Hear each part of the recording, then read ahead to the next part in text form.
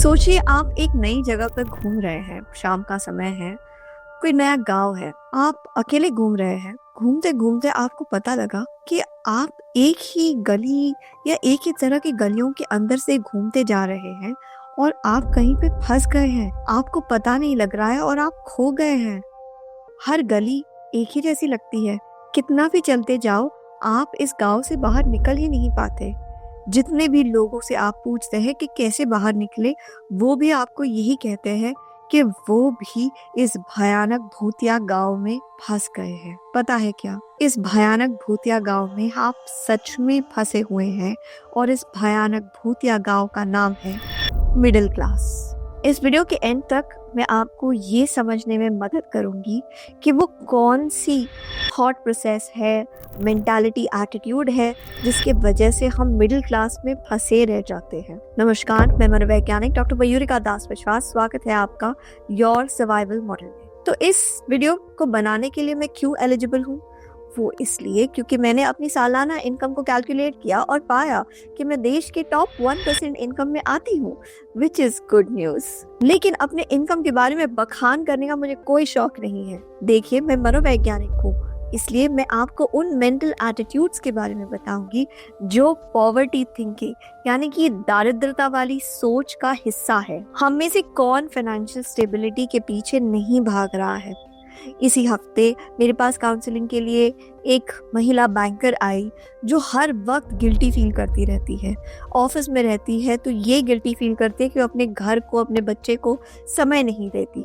घर में रहती है तो ये गिल्टी फील करती है कि वो अपने पर्सनल डेवलपमेंट के लिए कुछ नहीं कर रही है, अपने आप को टेक्निकली और ज़्यादा शार्प नहीं बना रही है जिससे वो कट थ्रोट कंपटीशन में बनी रह सके। सोने जाती है तो उसे नींद नहीं आती और वो वीडियोस देखते रहती है और फिर ये गिल्टी फील करती है कि वो वक्त पे सोती नहीं है, सुबह उठ के एक्सरसाइज नहीं करती, हर वक्त गिल्टी फील करती रहती है। मैं एक मिडिल एज आईटी कंपनी के सीनियर मैनेजर से भी मिली जिन्होंने बहुत तकलीफ के साथ अपनी प्रॉब्लम को साझा किया और कहा कि किस तरीके से उन्हें लगता है कि वो एक हारे हुए इंसान है और वो अपनी हार के गम से बचने के लिए पोर्नोग्राफी एडिक्शन में चले जाते हैं और पोर्नोग्राफी एडिक्शन के बाद फिर से गिल्टी फील करते हैं, अपने आप को फेस नहीं कर पाते।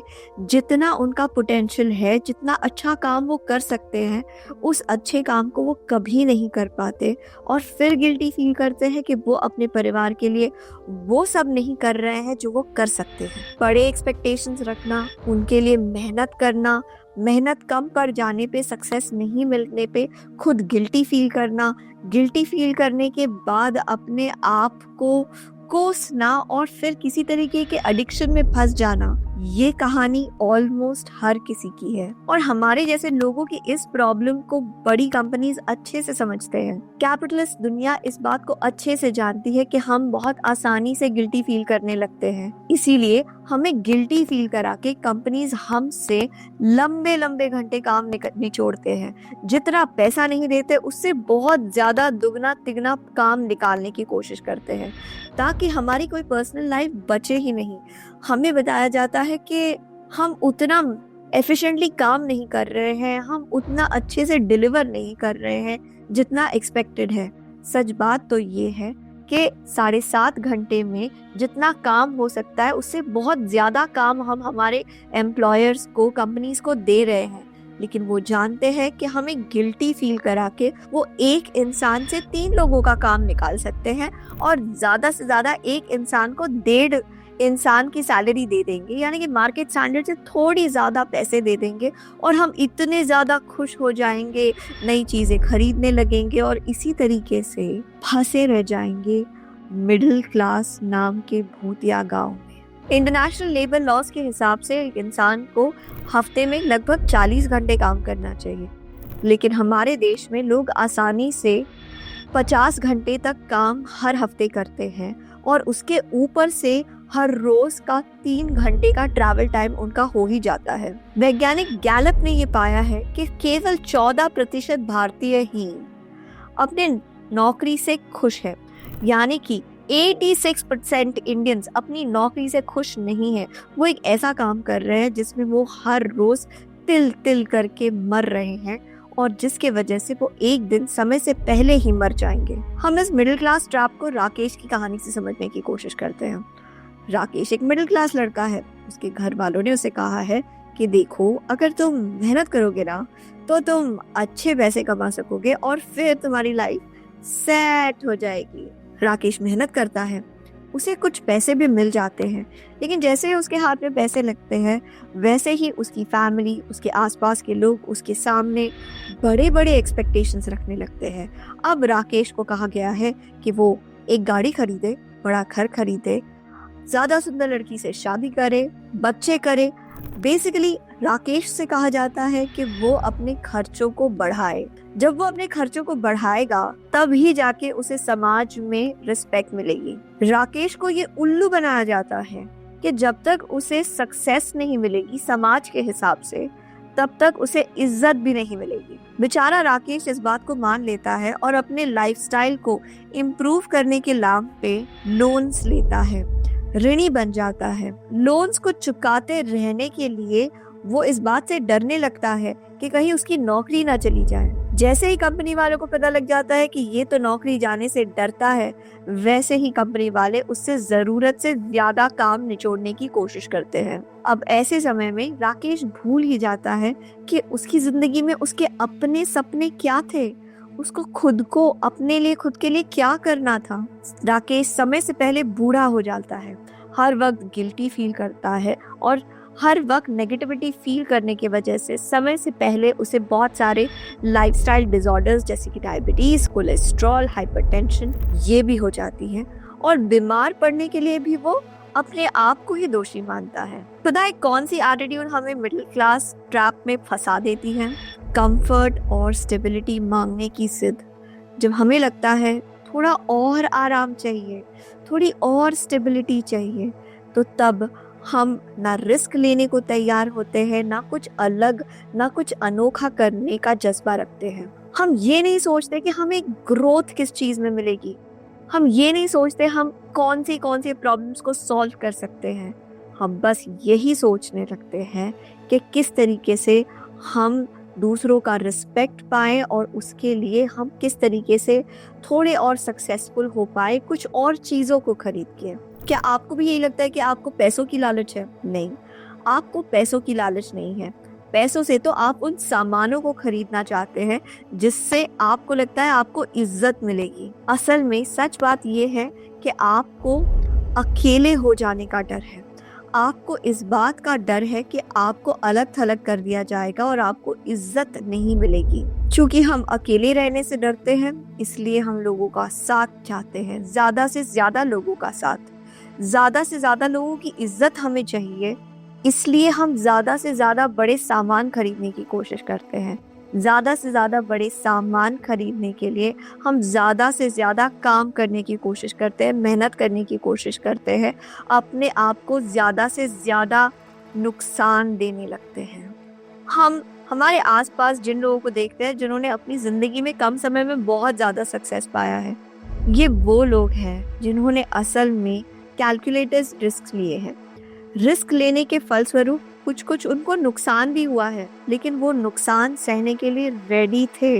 लेकिन जब हमारे पेरेंट्स और हमारे आसपास की दुनिया हमें ये बार बार कहती है कि स्टेबल रहो, कंफर्टेबल रहो, स्टेबल रहो, कंफर्टेबल रहो, तो हम इतने डर जाते हैं, स्टेबिलिटी को लेके इतने ऑब्सेस्ड हो जाते हैं कि रिस्क टेकिंग हमारे बस की बात नहीं रहती।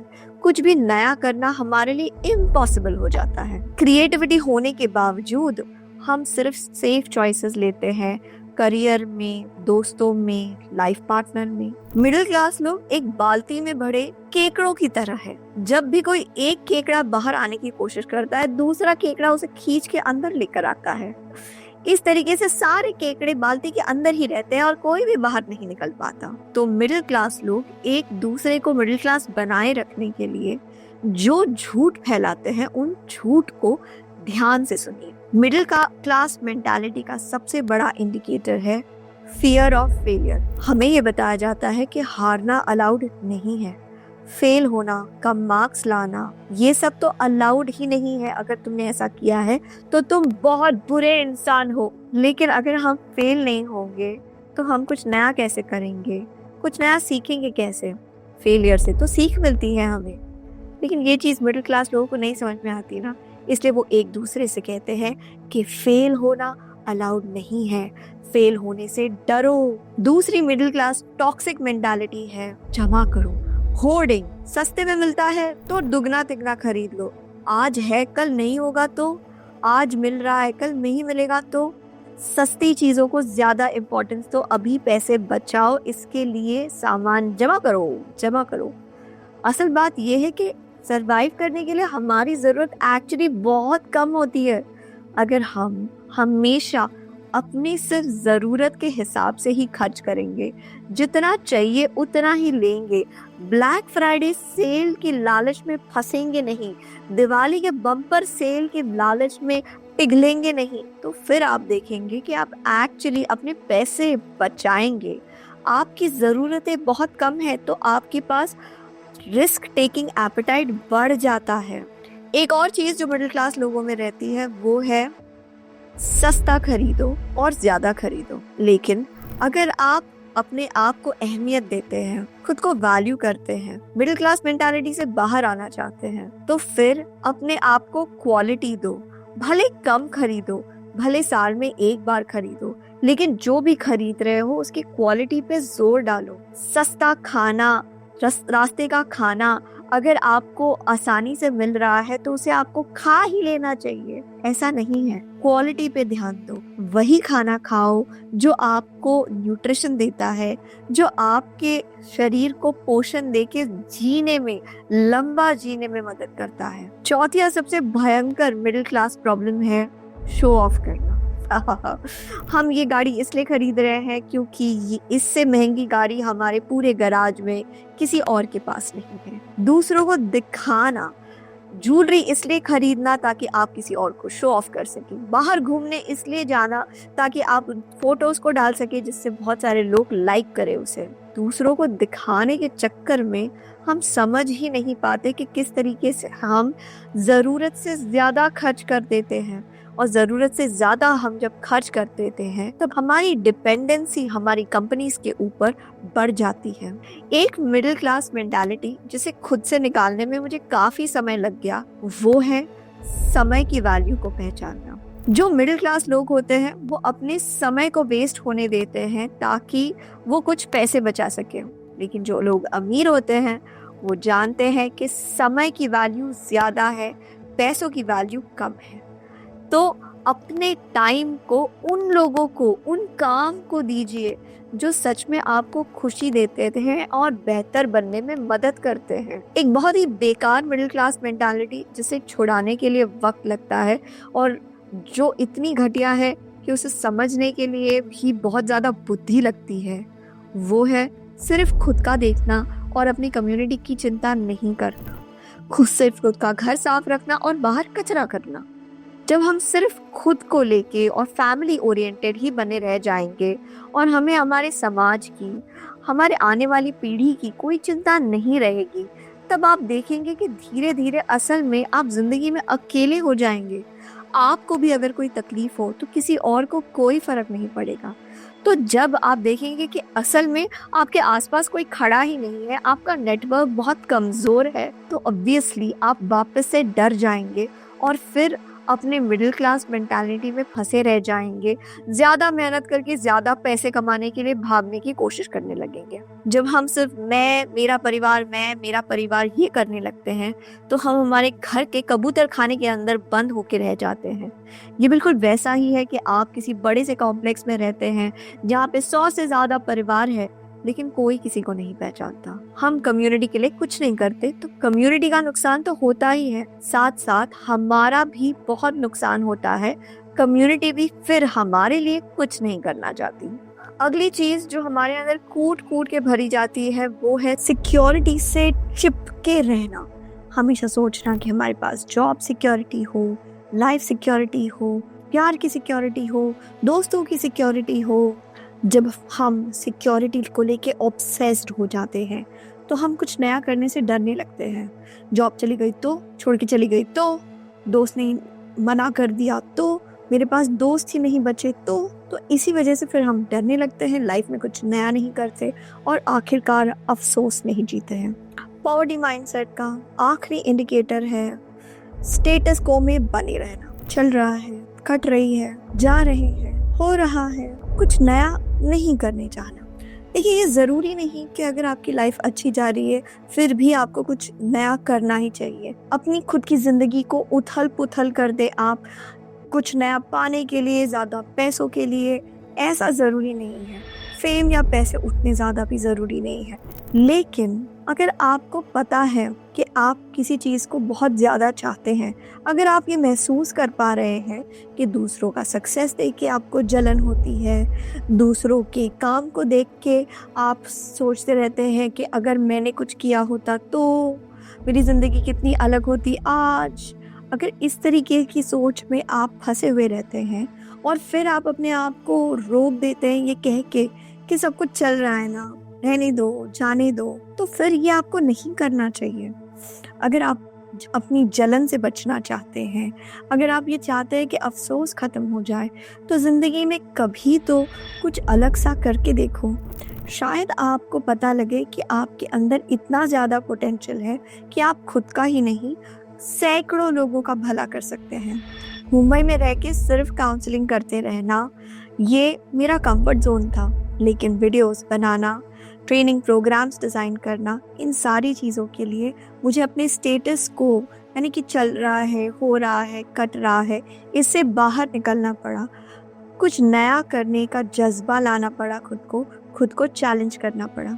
देखो दोस्त, कंफर्टेबल हो जाओगे तो सक्सेस नहीं मिलेगी, और अगर सक्सेस चाहिए तो खुद से कहना पड़ेगा जो भी कर रहे हैं उसको बेहतर करेंगे और बेटर क्वालिटी का सर्विस देंगे और डिटेल्स में जाएंगे और एक अद्भुत सुंदर आर्ट के जैसा दिखने वाला काम प्रस्तुत करके दिखाएंगे। अगर आप अपनी मिडिल क्लास मेंटालिटी से बाहर आना चाहते हैं तो सल्यूशन ज़्यादा मुश्किल नहीं है, सिंपल ही है। नंबर 1, अबंडेंस मेंटालिटी लाइए, यानी कि इस चीज़ को मान लीजिए कि दुनिया में विपुलता है। अगर आप सही जगह पे जाके खोज करेंगे तो आपको जो भी चाहिए वो विपुल, यानी कि अबंडेंट क्वांटिटी में मिलेगी। सोना वैल्यूबल चीज़ है, हर जगह पड़ा हुआ नहीं मिलता। लेकिन अगर आप सोने की खदान के मालिक हो गए तो, अगर आपको एक सोने की खदान मिल गई तो फिर तो आपको अनलिमिटेड सोना मिल सकता है ना।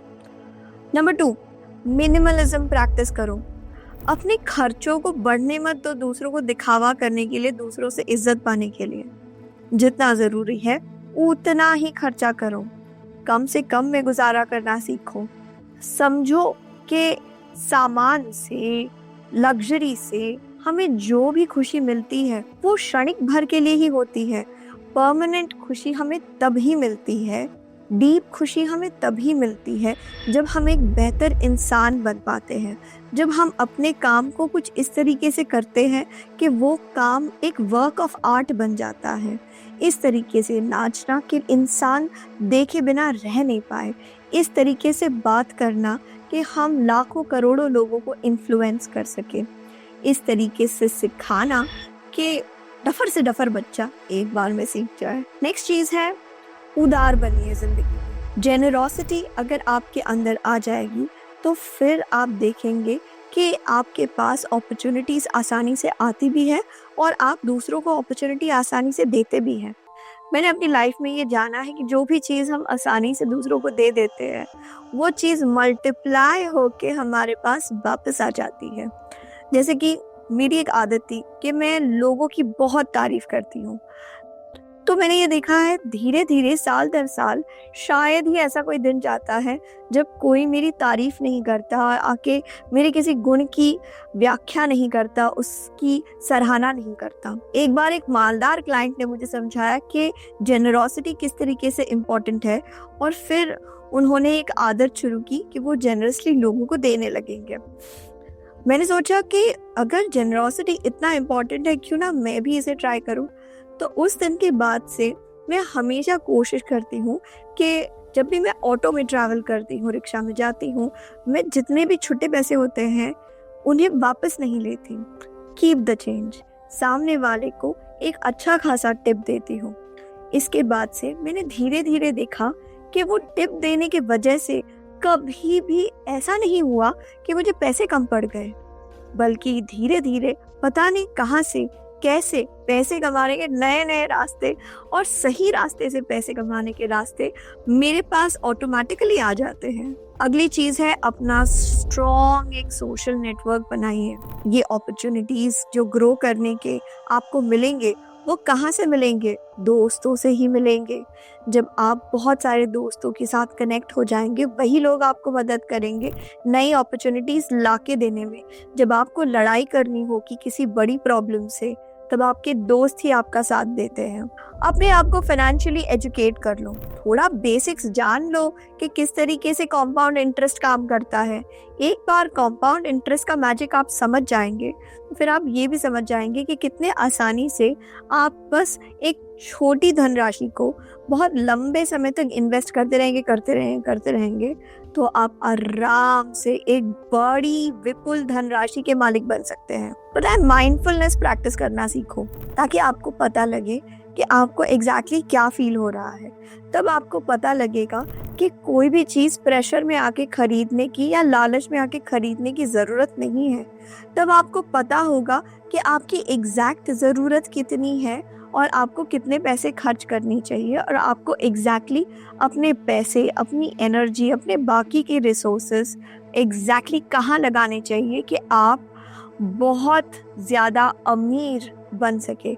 अमीर होना सिर्फ बैंक में पैसे होने का मतलब नहीं है।